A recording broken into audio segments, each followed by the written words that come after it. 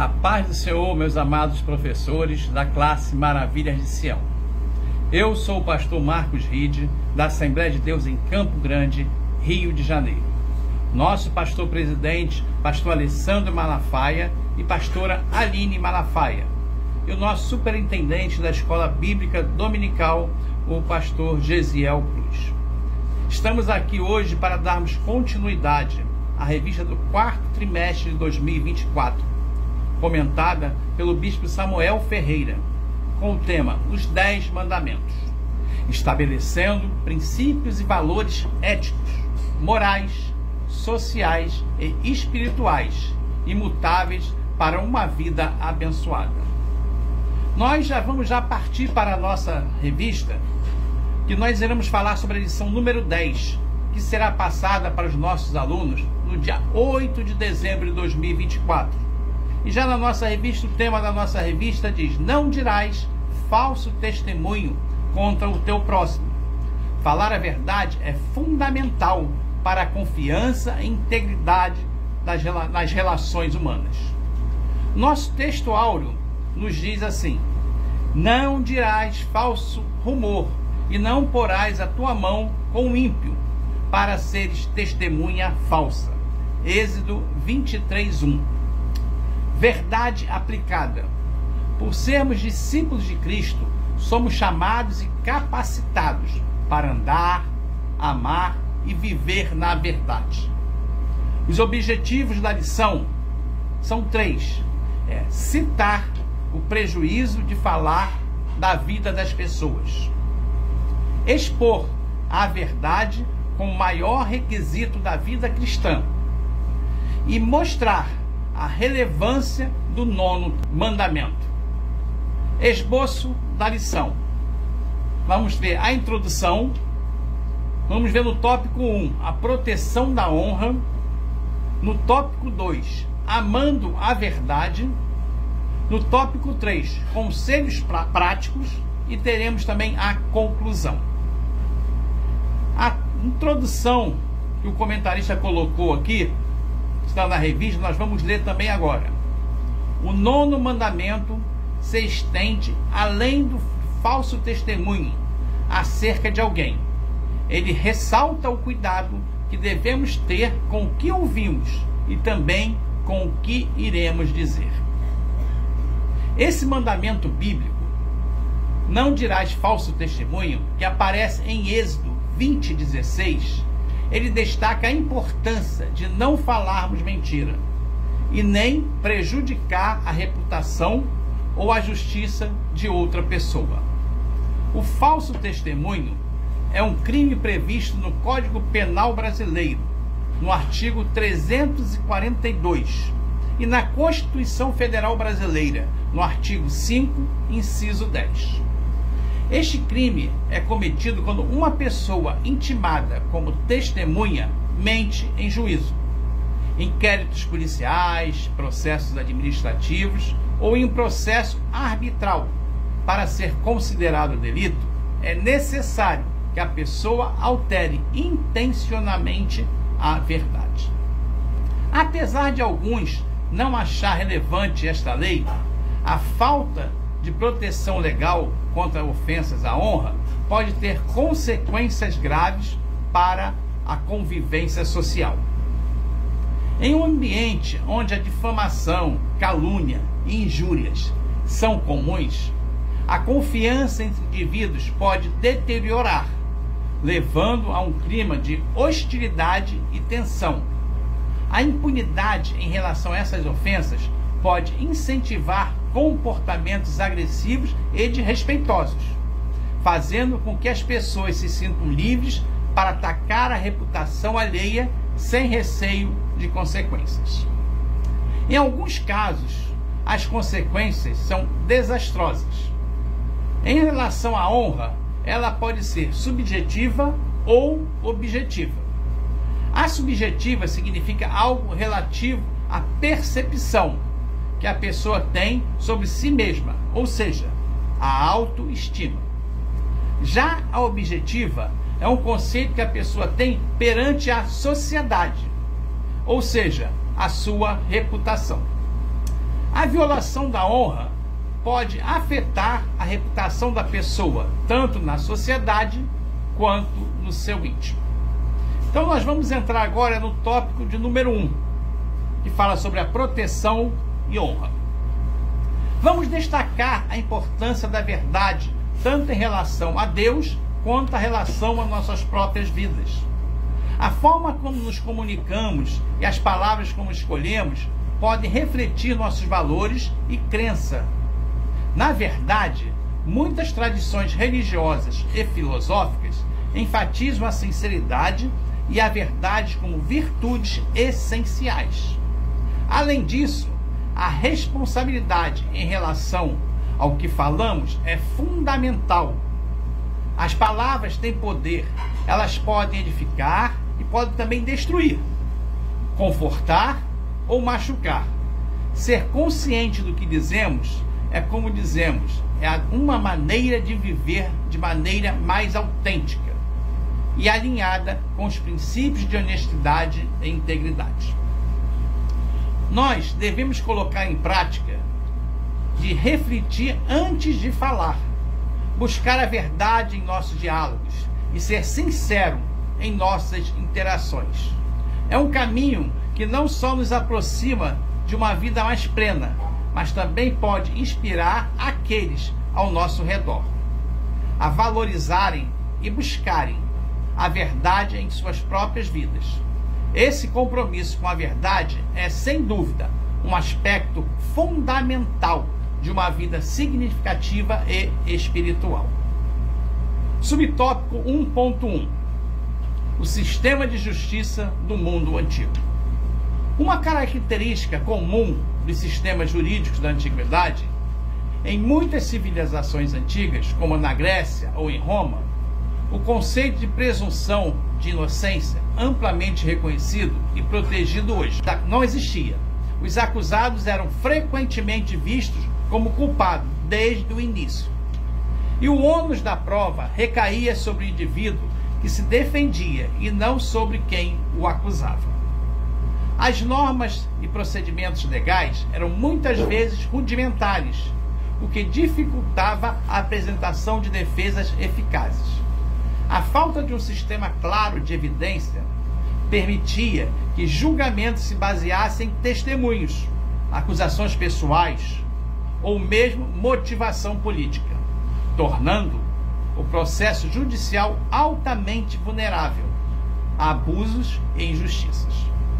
Esse cenário começou a mudar ao longo dos séculos, especialmente com o desenvolvimento do direito romano e posteriormente com a influência do cristianismo.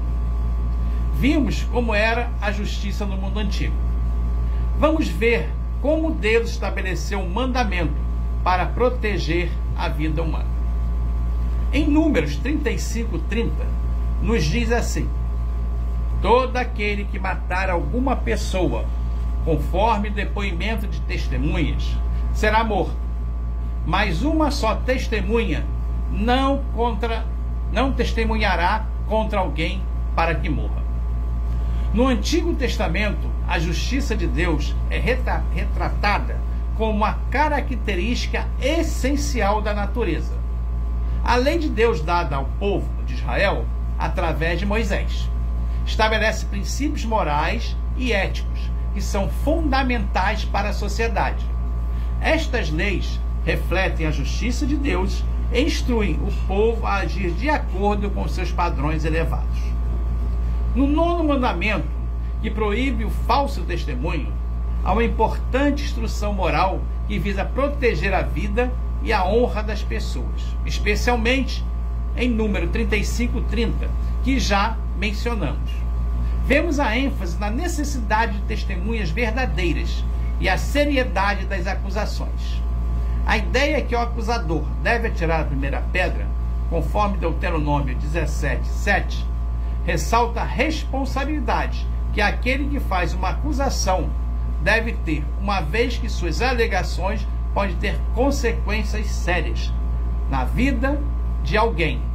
Além disso, a necessidade de punir o acusador, caso se prove que a alegação é falsa, conforme Deuteronômio 19, 18 e 19, é um forte incentivo à honestidade e à integridade.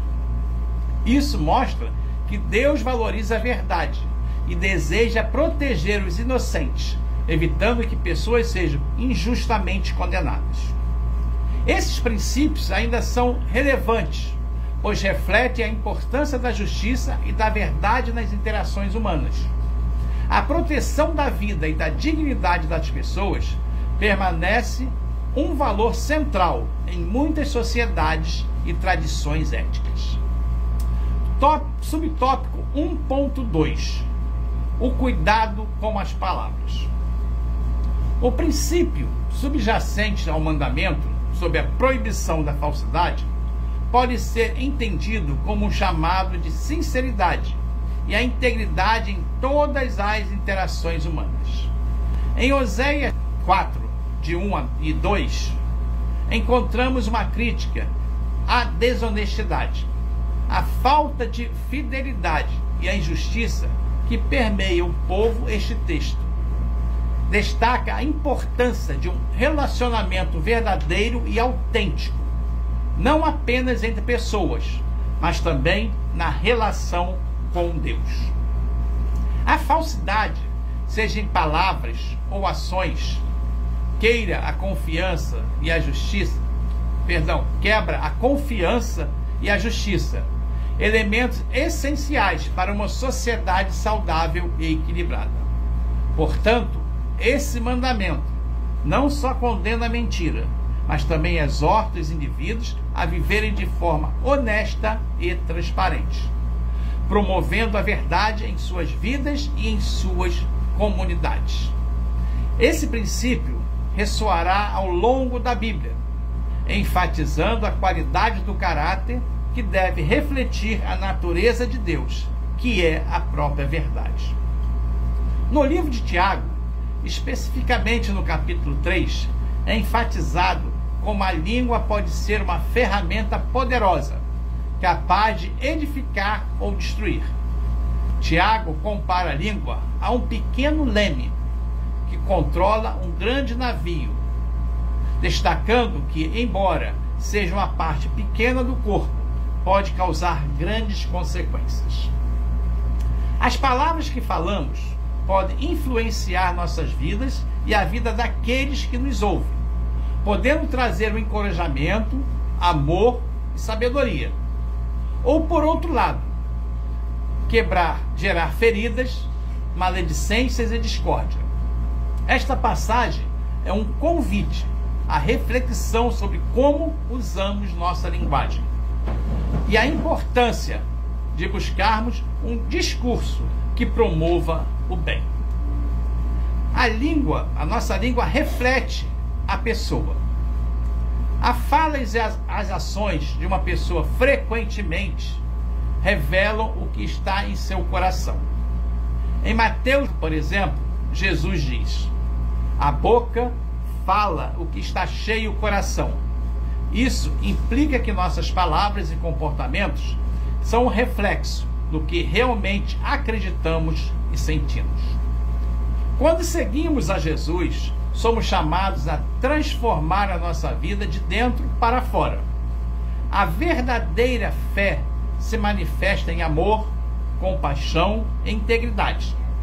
Se a língua revela palavras destrutivas, é um sinal de que algo precisa ser tratado interiormente.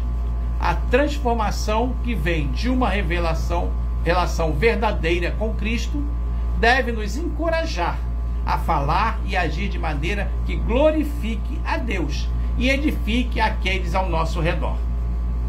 Portanto, é essencial que busquemos continuamente uma vida que reflita os ensinamentos de Jesus e que alinhe os nossos pensamentos internos e externos, promovendo uma expressão autêntica da nossa fé através de nossas ações e palavras. Tome cuidado com suas palavras. Em Tiago 3,2 nos diz: porque todos tropeçamos em muitas coisas. Se alguém não tropeça em palavra, o tal varão é perfeito e poderoso, para também refrear todo o corpo. As palavras têm um poder imenso e muitas vezes podem causar machucados profundos. Mesmo que não tenhamos a intenção, controlar a língua exige prática e autoconsciência. Ao escolher com cuidado o que dizemos, não apenas evitamos ferir os outros, mas também cultivamos relacionamentos mais saudáveis e respeitosos. Essa habilidade de pensar antes de falar é uma forma de respeito, tanto para conosco quanto para os que nos cercam. Além disso, é um sinal de maturidade emocional e inteligência social. O esforço para dominar a linguagem é, sem dúvida, um caminho para o crescimento pessoal e para a construção de um ambiente mais harmônico. A tentação para pecar com as palavras é grande. Em Tiago 3,6 nos diz: a língua também é um fogo, como um mundo de iniquidade. A língua está posta entre os nossos membros e contamina todo o corpo, inflama o curso da natureza e é inflamada pelo inferno. A língua pode ser uma ferramenta tanto de construção quanto de destruição. As palavras têm a capacidade de ferir, de enganar e fomentar conflitos, mas também podem consolar, encorajar e unir. A prudência ao falar é fundamental e é sábio considerar o impacto que nossas palavras podem ter antes de pronunciá-las. Reservar um momento para orar ou refletir antes de falar pode nos ajudar a encontrar o equilíbrio e a sabedoria necessários para nos comunicarmos de maneira construtiva. É sempre bom lembrar que o silêncio ponderado muitas vezes pode ser a melhor resposta. Uma língua consistente. Em Tiago 3, 9 e 10 nos diz: com ela bendizemos a Deus e Pai, e com ela amaldiçoamos homens, feita a semelhança de Deus. De uma mesma boca procede bênção e maldição. Meus irmãos, não convém que isto se faça assim. Nós trouxemos aqui nesse versículo um ponto muito importante sobre a maneira como nós comunicarmos e a necessidade de refletirmos sobre nossas próprias atitudes. Muitas vezes nós deixamos levar por julgamento as críticas, sem considerar que cada pessoa tem sua própria história e dignidade. Tratar os outros com respeito e amor é fundamental, não apenas por uma questão de empatia, mas também por refletirmos a imagem de Deus em nossas ações. Afinal, todos nós temos nossas falhas, e reconhecer isso pode nos tornar mais compassivos e pacientes. O cristão deve ser um defensor da verdade, evitando compartilhar boatos, especialmente em tempos de desinformação nas redes sociais. Deve também evitar aliança com os ímpios, não compactuar com corrupção ou esquemas que favorecem o mal, exemplo do testemunho. A vida cristã deve ser marcada por transparência e lealdade e também de verdade. Findando esse tópico, o subtópico 1.2, já vou deixar a primeira chave para vocês, alunos da IBD. A primeira palavra-chave é honra. E vamos para o subtópico 1.3. O cuidado com o que se ouve. Em Provérbios 11, versículo 13, nos fala assim: o que anda praguejando descobre o segredo, mas o fiel de espírito encobre o negócio. Em Provérbios 13:3 também nos fala assim: o que guarda a sua boca conserva a sua alma, mas o que muito abre os lábios tem perturbação. A reflexão sobre a fofoca e suas consequências é realmente profunda. A fofoca não apenas prejudica a reputação de quem é alvo, mas também contamina aqueles que falam e ouvem. O ditado rabínico e as palavras de Thomas Watson ressaltam a gravidade deste pecado, mostrando que ele afeta todos os envolvidos. É importante estarmos conscientes de como as palavras podem ter um impacto significativo. E por isso devemos cuidar do que dizemos e do que escolhemos ouvir. A sabedoria está em evitar a tentação de participar desse ciclo vicioso e em promover um ambiente de respeito e compreensão. Cuidar dos nossos ouvidos e da nossa língua é um passo essencial para cultivar relacionamentos saudáveis e edificantes. O próprio Jesus nos adverte para termos cuidado sobre o que ouvimos, para não sermos contaminados por falácias, isto é, por palavras enganosas que desvirtuam a palavra de Deus, como está registrado lá em Mateus 16, de 5 a 12. Há quem diga que o ser humano é o que pensa, mas certamente, se o ser humano não é o que pensa, ele age do que pensa e pensa do que ouve. É curioso, mas agimos muito mais pelo que ouvimos do que pelo que vemos ou constatamos. Talvez porque ver exige sincronização. A pessoa teria que estar de alguma forma no local, no momento do ocorrido, e constatar demande muito trabalho. A história humana dá conta de que, para o ser humano desenvolver crença, basta ouvir, o que coloca um peso de responsabilidade incomensurável sobre quem fala. A fé vem pelo ouvir, disse Paulo. A fé verdadeira vem de ouvir a palavra de Deus. O cuidado com o que se ouve é fundamental, pois as informações que recebemos podem influenciar nossas opiniões, emoções e decisões. É importante filtrar as fontes de informação, buscando sempre aquelas que são confiáveis e embasadas. Além disso, ouvir com atenção e empatia pode nos ajudar a entender melhor as perspectivas dos outros e construir diálogos mais construtivos. Em um mundo repleto de informações, cultivar um centro crítico é estar aberto a diferentes pontos de vista. É essencial para um aprendizado contínuo e para um desenvolvimento pessoal. Todo ensino nascido da Bíblia que não reconheça o Cristo, que é o sacrifício que nos traz a salvação, é o esvaziamento e a adoção de que nos estabelece o padrão para viver. E não aponte o Cristo como centro da fé, se tornou informação que corrompe. Então, nesse tópico de número 1, o que nós aprendemos? Nós aprendemos que precisamos ter o cuidado com tudo aquilo que a nossa boca profere. Então nós já vamos agora para o tópico de número 2, que fala que é amando a verdade.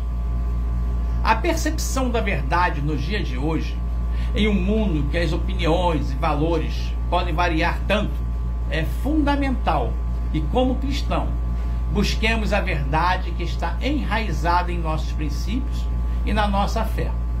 A verdade deve guiar nossas ações e palavras, refletindo o caráter de Cristo em nós. Isso não apenas nos ajuda a manter nossa integridade, mas também a sermos luz e exemplo para os outros. Em meio às incertezas, é um desafio, mas é também uma oportunidade de viver de maneira autêntica e significativa. A busca pela verdade é fundamental em muitas áreas da vida, incluindo a comunicação e a compreensão do mundo ao nosso redor. Amar a verdade de Deus jamais o conduzirá ao desapontamento, porque é impossível que Deus minta. Em Hebreus 6,18. Tal amor à verdade também traz grande paz mental e contentamento.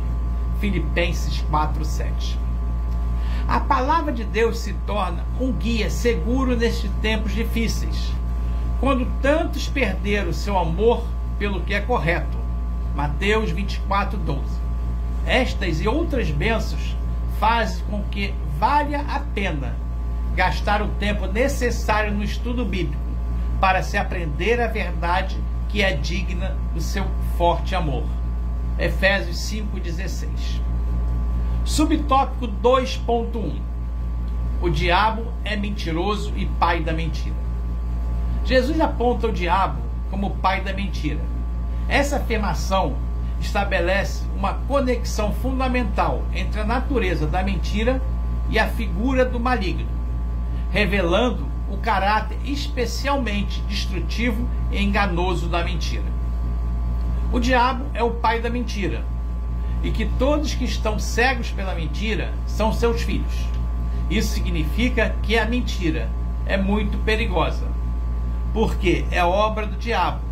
Jesus veio para nos libertar através da verdade. Em João 8:44 nos diz: Jesus explicou um pouco sobre o caráter do diabo. Ele é homicida. Seu próprio propósito é nos destruir. Ele rejeitou a verdade ao se rebelar contra Deus. A mentira é sua língua materna. Ele mente a todo o tempo. É o pai da mentira. A mentira é a sua grande obra. O diabo é especialista na mentira. Foi através da mentira que ele enganou Adão e Eva, que duvidaram da verdade e cometeram o pecado. Esse primeiro exemplo mostra como a mentira pode ser destrutiva. A mentira nos afasta de Deus. Quando se rebelou contra Deus, o diabo se afastou de tudo que é bom, incluindo a verdade. O diabo é mentiroso, original. Ele usa a mentira para cegar e destruir. 2 Coríntios 4:4. Jesus fez uma distinção entre os filhos de Deus e os filhos do diabo. Os filhos de Deus reconhecem e aceitam para ser a palavra de Jesus. Eles são libertados do poder do pecado pela verdade de Jesus. Seu coração está cheio de amor por Jesus. Lá em João 8:31-32. Os filhos do diabo são diferentes. Eles podem até achar que são filhos de Deus, mas eles rejeitam a verdade de Jesus. Estão tão presos na mentira do diabo que não conseguem sequer reconhecer a verdade. Sua visão está distorcida. A verdade lhes parece mentira. Em João 8:43-45. É muito triste, porque somente Jesus pode nos libertar. Não existe outra forma de ser salvo do pecado e da condenação. João 14:6 nos fala sobre isso. O diabo usa a mentira para manter as pessoas debaixo do seu poder. Quem ainda não foi libertado por Jesus está debaixo da autoridade do diabo, como um filho debaixo de seu pai. Como vencer o pai da mentira? Com a verdade. Como foi tentado no deserto, Jesus usou as palavras da Bíblia, que são a verdade, para destruir as mentiras enganosas do diabo. A verdade é a arma mais poderosa contra o diabo. A verdade contém na Bíblia Sagrada. Ler a Bíblia e pensar na Bíblia é muito importante. Quantos mais cheios estamos da palavra de Deus, que é a verdade, menos espaço teremos para a mentira. Tiago 4:7. Quando declaramos a verdade de Deus, isso nos fortalece contra o pai da mentira. A verdade é muito mais poderosa que a mentira. Então já vou deixar para vocês aí a segunda palavra-chave para vocês darem sua presença na escola bíblica dominical.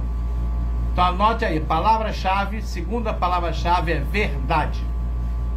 E vamos para o nosso subtópico 2.2, que fala: a verdade vem de Deus.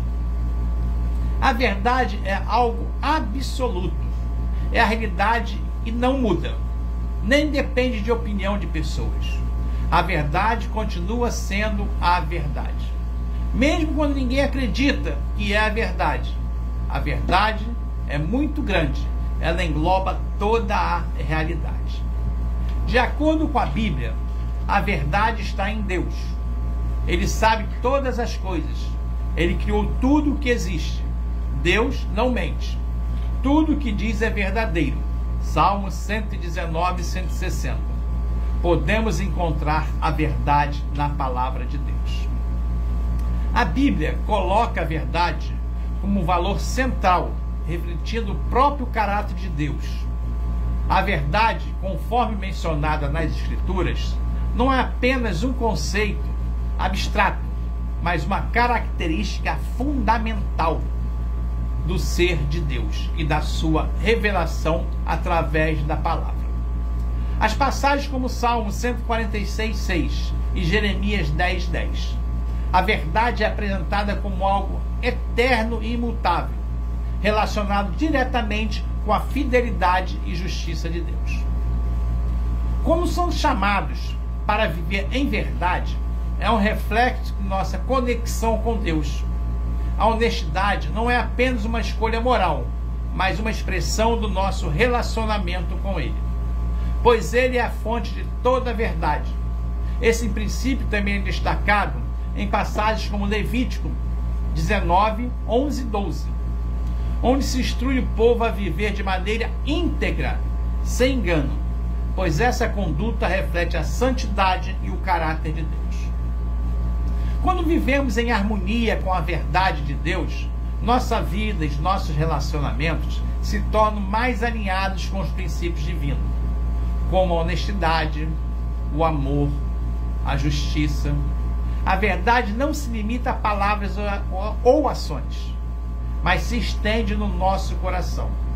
E a nossa maneira de interagir com os outros, viver em verdade, significa refletir o caráter de Deus de forma consistente, sendo sinceros tanto com Ele quanto com as pessoas ao seu redor. Cada crente deve procurar conhecer cada vez mais a verdade de Deus. Para nos ajudar, nós temos a Bíblia. A Bíblia é a palavra de Deus, que Ele inspirou certos homens a escrever. Nela podemos encontrar a verdade e descobrir como aplicá-las em nossas vidas para o bem. Lá em 2 Pedro 1, 20 e 21 e João 17 e 17. Também temos para nos ajudar o Espírito Santo. Cada pessoa que é salva tem o Espírito Santo morando dentro de si. Ele nos ajuda a entender a Bíblia e a viver na verdade. João 14, 16 e 17. Também para nos ajudar também, nós temos a igreja. Como igreja, crescemos todos juntos no conhecimento da verdade. O convívio com outros crentes nos ajuda a reconhecer melhor a verdade, rejeitando a mentira. Efésios 4, 14 ao 16. Em suma, a verdade não é apenas um valor ético, mas uma expressão viva de nosso relacionamento com Deus. Quanto mais nos aproximamos dele, mais a verdade, a honestidade e a integridade deve ser evidente em nossas vidas. Então nós vamos agora para o subtópico 2.3, que ele fala: Cristo, a verdade que liberta. É interessante como as pessoas brincam com a mentira, mas outros vivem literalmente a mentira. O propósito de Jesus Cristo é que seus filhos vivam a verdade. Cristo é sem dúvida a verdade que liberta. Ele não apenas ensina a verdade, mas ele próprio é a própria verdade encarnada. Como está escrito em João 14, 6. Jesus se identifica como o caminho, a verdade e a vida. Essa afirmação de Cristo é profunda, pois ele não se limita a dizer que possui a verdade, ou que ensina a verdade. Ele é a verdade em si mesmo. Quando falamos de verdade que liberta, entendemos que a verdade de Cristo tem o poder de libertar as pessoas da escravidão do pecado, da mentira, da escuridão espiritual. Em João 8,32, Jesus declara: e conhecereis a verdade, e a verdade vos libertará. Aqui ele está falando da verdade espiritual, que traz libertação. A mentira, o engano, a corrupção, que causam escravidão espiritual. E somente a verdade de Cristo pode romper essas correntes e nos trazer liberdade verdadeira. A liberdade que Cristo oferece não é apenas uma liberdade externa, mas uma libertação interna do medo, da culpa, da ansiedade e principalmente do pecado. Em João 8,36, ele acrescenta: se, pois, o Filho vos libertar, verdadeiramente sereis livres. A liberdade verdadeira é encontrada no relacionamento com Jesus, o Filho de Deus, que através da sua obra na cruz nos dá perdão, restauração e um novo caminho para viver. Além disso, a verdade que Cristo traz é libertadora, porque ela é transformadora. Ao aceitar a verdade de Cristo, somos convidados a abandonar a mentira do mundo, que muitas vezes nos prende a falsas percepções e padrões, e abraçar a realidade da vida em Cristo, que é cheia de paz, também cheia de esperança. E o propósito disso tudo é a liberdade que ele nos oferece. É uma liberdade que traz vida abundante, conforme está prometido lá em João 10,10. A verdade de Cristo também nos liberta da mentira e das distorções do mundo, que frequentemente nos dizem que devemos viver para si mesmo, para o poder ou para o prazer momentâneo. Mas Cristo nos chama para uma vida de serviço, amor e justiça. E ao seguir sua verdade, encontraremos a verdadeira paz e satisfação, que nada neste mundo pode oferecer. Em resumo, Cristo é a verdade que liberta, porque ele é a revelação completa e definitiva de Deus ao ser humano. Ele nos liberta da escravidão do pecado, da ilusão, da autossuficiência e nos dá a verdadeira liberdade de viver conforme a vontade de Deus, com um propósito eterno e uma paz que excede todo o entendimento. A liberdade que ele oferece, tanto interior quanto exterior, é uma libertação de tudo que nos aprisiona e é um convite a viver na plenitude de sua verdade. Entretanto, o conhecimento da verdade nos liberta de toda a mentira das trevas. Podemos sim viver como vencedores por meio daquele que nos amou e se nos deu por nós, Jesus. Procure pautar a sua vida pela verdade. Quanto mais você rende a Jesus, mais a verdade é real na sua história. Então, nesse tópico de número 2, nós aprendemos o quê? Que a verdade une a questão do caráter e deve sempre fazer do nosso agir e falar. Tópico de número 3. Nós vamos agora para o tópico de número 3, falar sobre conselhos práticos. O 9º mandamento, que diz: não darás falso testemunho contra o teu próximo, em Êxodo 20:16, tem como objetivo principal proteger a honra e a dignidade humana. A mentira e a falsidade não só desonram as pessoas, mas também são opostas ao caráter de Deus, que é a fonte de toda a verdade. Este mandamento, portanto, não se limita a evitar falsidade em tribunais ou acusações formais, mas abrange todos os aspectos da vida em que a integridade e a honra do próximo podem ser prejudicadas pela mentira.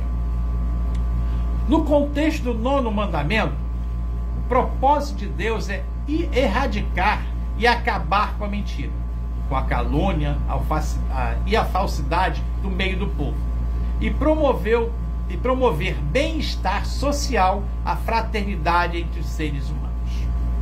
A mentira pode destruir vidas, ferir reputações, criar mal-entendidos e causar danos irreparáveis.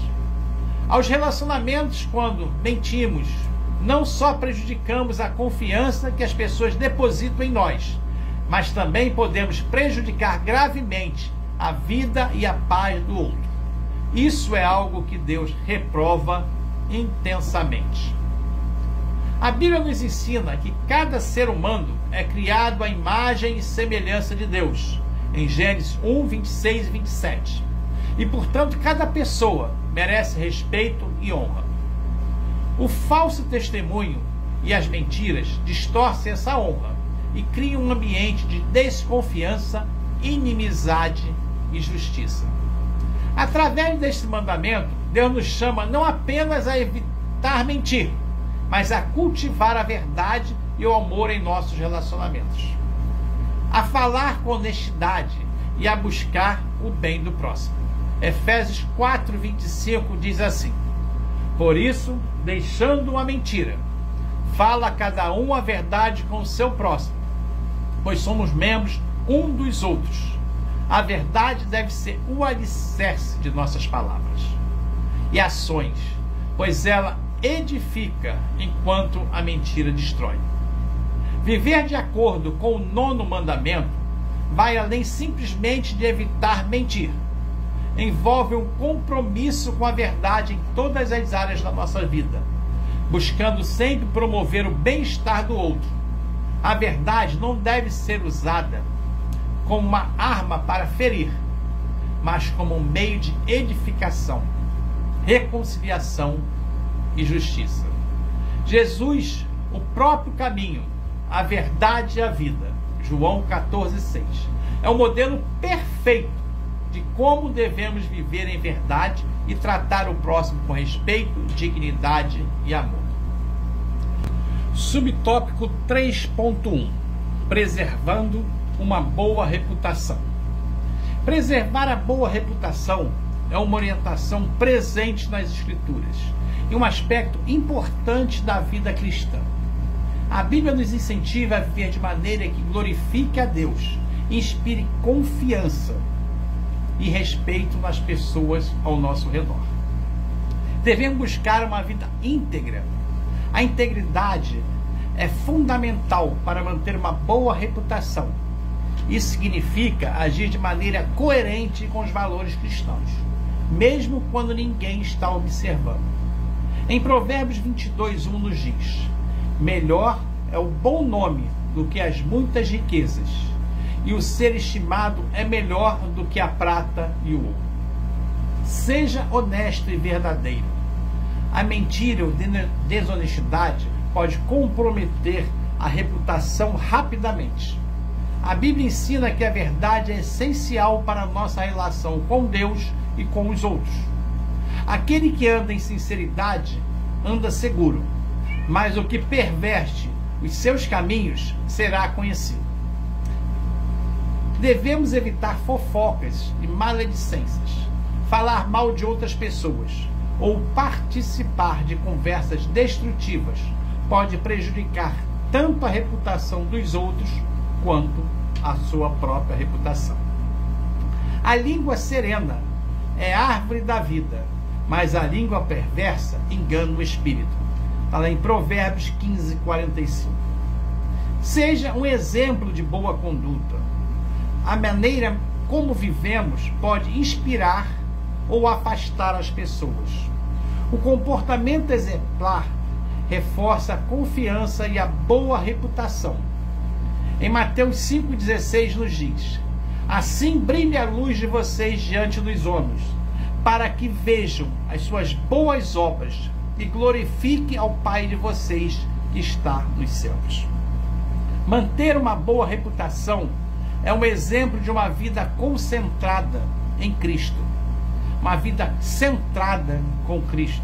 Mais do que agradar aos outros, Nossa meta deve ser viver de forma que Deus seja honrado em nossas ações e palavras. Uma boa reputação e um testemunho vivo da transformação que Deus opera em nossas vidas. Subtópico 3.2: o perigo da violação do mandamento. A violação dos mandamentos de Deus é algo que a Bíblia trata com seriedade, pois reflete desobediência à vontade divina e pode trazer consequências espirituais, morais e sociais. Os mandamentos de Deus não foram dados para restringir a liberdade humana, mas para proteger e nos guiar a uma vida plena e abençoada. Ignorar ou transgredir esses mandamentos pode resultar em graves perigos. Por exemplo, um deles é a separação de Deus. O pecado, que é uma transgressão da lei de Deus, nos afasta da sua presença e comunhão. Essa separação é a consequência mais grave, pois prejudica nosso relacionamento com o Criador.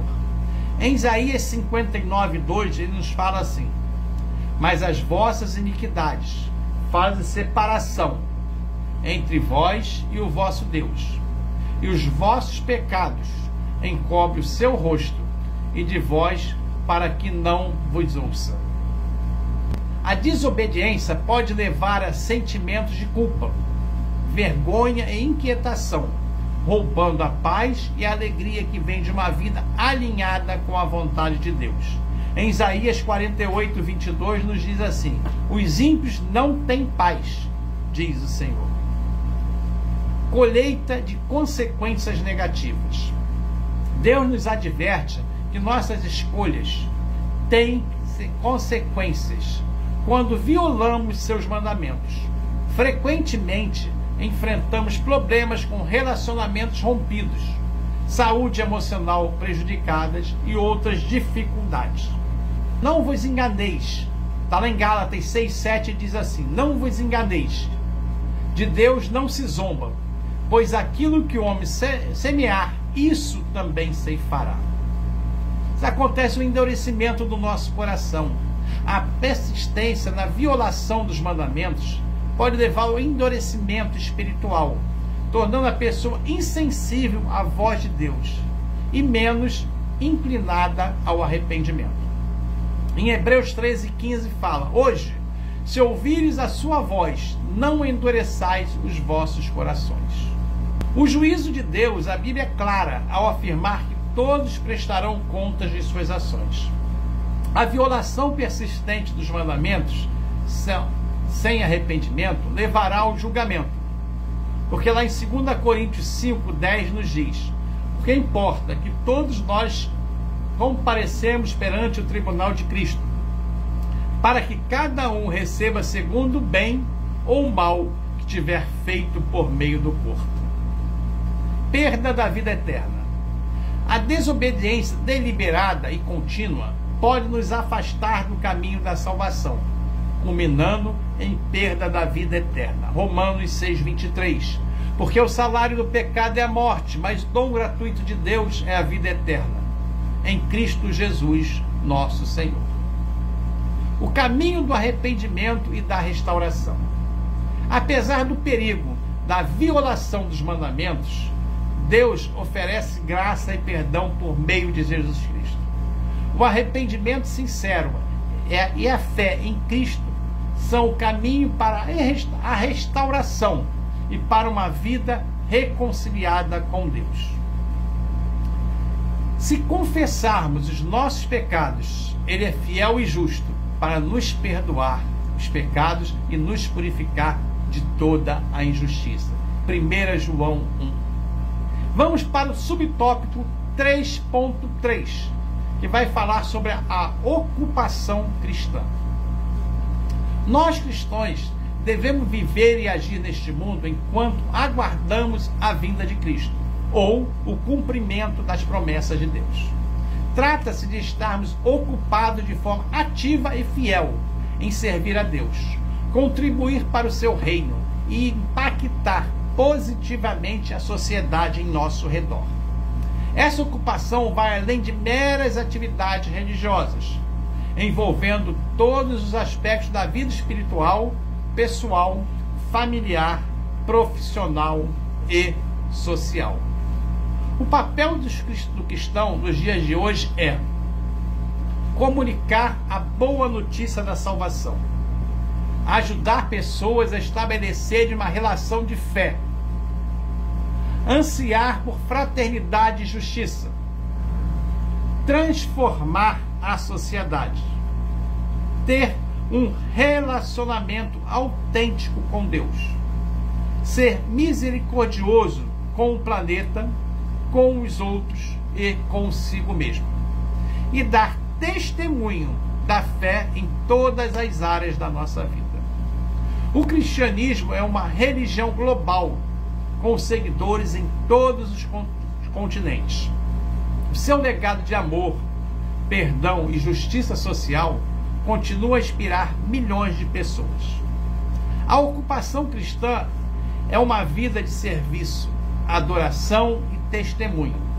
Não se trata de viver pacificamente, mas de buscar oportunidades para glorificar a Deus em todas as áreas.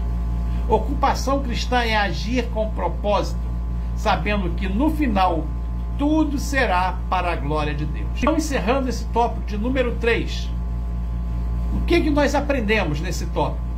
Aprendemos que a mentira e a falsidade aborrecem a Deus e prejudicam o próximo. E a conclusão que o nosso autor deixou aqui na revista, considerando que o mundo jaz no maligno e, consequentemente, a forte campanha de desconstrução de tantos valores bíblico-cristãos, é crucial que o discípulo de Cristo busque e mantenha a mente e o coração cheios da palavra de Deus e procure andar em espírito em todo o tempo, para não ser envolvido e influenciado pela cultura da mentira, do engano e do esfriamento do amor. Então já vou deixar para vocês a terceira palavra-chave para completar as 3. Essa terceira palavra-chave é conselhos. Então anotem aí. Então, meus amados professores, estamos terminando mais esta lição de número 10, que será ministrada neste domingo, no dia 8/12, para os nossos alunos. E na próxima lição será de número 11, que falaremos do 10º mandamento, que é: não cobiçarás o que é do teu próximo, cultivando um espírito de contentamento e gratidão pelo que temos. Que Deus os abençoe e desejamos que os nossos alunos aprendam, sintam e façam a vontade de Deus. Deus abençoe. Amém.